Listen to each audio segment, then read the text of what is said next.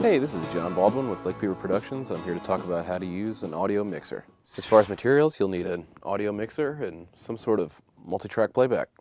An audio mixer can look very intimidating, but it's really quite simple. Each function is repeated on each channel, and many mixers are very similar.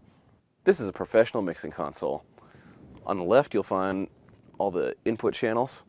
Just to the right is the master section, and then on the rightmost section is the group section. We'll start with the channel strips. At the very top of the channel strip is the input selector. You can select a mic input or a line input. If you're mixing, you'll be most concerned with the line input.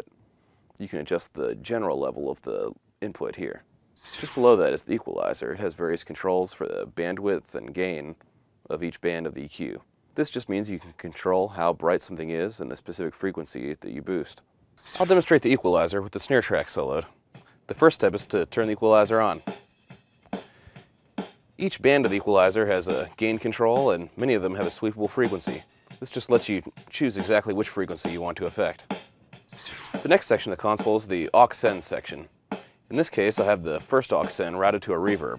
I can get more reverb on the snare just by turning this knob up.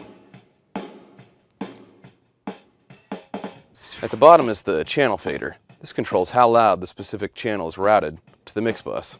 You can also make different routings by taking it out of the mix bus and sending it to a different group. Now that I've got a whole mix going, I can show you how the groups work. I have all the drums routed to this first pair of groups here.